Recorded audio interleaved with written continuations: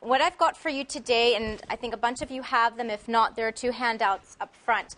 The first thing I'm going to just tell you about really quickly is I've given each of you just a blank piece of paper that you can fill in, and I recommend that you fill this in with your past medical history, past surgical history, medications, and under the medications part, there's a space to write the doctor's name who gave it to you, the doctor's phone number, and so forth. And the reason why I hand this out to people when doing this lecture is I think it's something really important. When I have new clients come into me at the clinic, sometimes it can take a while to go through their past medical history, and the medications is a very important part of our evaluation. So if people have something like this filled out, not only is it a time saver, it buys you more time with the doctor that you're visiting the day. If you carry it in your wallet, God forbid there's an emergency, the paramedics or the hospital or the doctor can just take it out of your purse or wallet, and they have all your information right there. So it helps everyone tremendously, besides obviously to help yourself. So that's for you all. The other sheet, what I've done is I've typed up my top 10 balance pearls of wisdom or recommendation. And these are things that I have put together over the years in terms of easy, simple things that you can do in your everyday life that can make a really big difference in your strength, in your posture, your balance, and your efficiency with your movements. So number 10, you guys have probably all heard this before many times, clearing clutter. Do a scan of your home environment. Try to make sure that the walkways are easy to navigate. If you've got piles of things on the floor, stacks of books, narrow walk spaces, see if you can move things around or have someone help you move if your balance is compromised so that you have a nice wide open space to navigate through so that your home is not an obstacle course. As well, needless to say, scatter rugs, you guys have probably heard this before, are not a smart idea, especially when they're on top of marble or tile. Even if they have that gripping underneath, when you're walking up towards it, your foot can catch, and then a person can trip forwards or to the side. So I'm not a fan of those at all. So get rid of the scatter rugs. Number 9, if you need, and you know in your heart if you do, if you need a cane or a walker, then use it. It's one of the most common things I hear people tell me when they need an assistive device. If it is just a cane or if it is a walker, they don't want to use one because they don't want other people to see them using it. They're very concerned and they're very proud of who they are, which is good. However, an assistive device can really help a person to stand taller. It makes them more efficient with their walking, helps them to breathe easier. Not only because does it make their walking more efficient, you're standing taller, so you're opening up your lungs. So if a person does need a device, use it. Make sure it's set properly for your height, because that's something that we see all the time. People come in with a cane that's set at the wrong height or may not be appropriate for them. So make sure to have that checked out and that it's good for you. Number 8, walk tall, walk strong.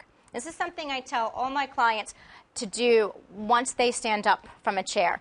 Stand up, count to 5, take a nice deep breath, and tell yourself to walk tall and walk strong. And that can make such a huge difference in not only your posture, but your strength with walking.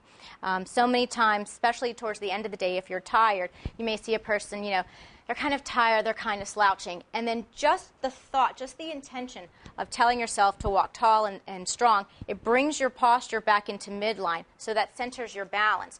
And it allows you to take longer steps and clear your feet when you're walking, so you're less likely to trip. So tell yourself that and see if it makes a difference. Under number 8 as well, I tell people, you'll see people walking whose posture is bent forward. They've got a really rounded back. Maybe they're kind of forwards like this. And if they can do either postural exercises to correct that or just through the intention of bringing their posture back up, that makes a huge difference in their balance as well as their walking. When someone is rounded forward like this, their center of balance falls in front of their feet. So when they're walking, they're always having to keep up with their balance instead of having their balance part of their core and midline. So that's part of walking tall and walking strong. You're bringing everything back into midline and center.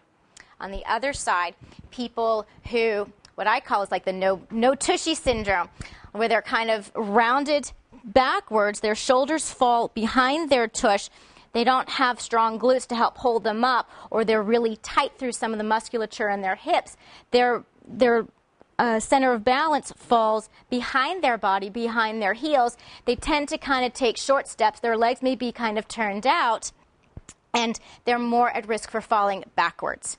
So it's really important to, if someone's like this, if they can correct their posture and bring themselves back into midline, which may be easy or may not be easy because of muscular skeletal limitations, as much as a person can bring themselves back into midline, you're doing yourself a world of good.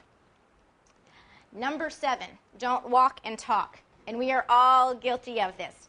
But for a person whose balance is compromised, it's very, very important that when they're walking, they pay attention to their balance and they pay attention to their walking. This has been researched many, many times. If someone is walking, say 50 feet, and they are fumbling for keys, they're looking for glasses, they're carrying on a conversation, it takes them significantly longer to get to the destination point than if they were just paying attention to their walking alone. As well, the brain is busy focusing on, where are my keys? Are these my glasses? Is this that stick of gum that I left in my purse? As opposed to paying attention to the walking. So what I tell people is when you're leaving a restaurant, you're leaving a doctor's office, you're going to your car, get your keys and your things out ahead of time and then go. Or walk to your car, and then once you get to the destination point, then take your keys out. But don't be walking across the parking lot looking through your purse or looking through your pocket. Number 6, choosing proper shoes. Again, really, really important. Get your feet measured. As we age, we always feel, okay, well, I've always been a size 7 for my whole life, and I keep buying size 7s. Well, as we age, our skeleton changes. Our feet may flatten, our feet may widen. So, as every 10 years or so, just get your feet measured for fun. You may find you're a size wider or a size more narrow than what you thought, maybe a size longer. So go somewhere good that you trust and just have them measure your feet. You'd be surprised. No flip-flops or open-back shoes. I'm a big one on this. There are lots of pretty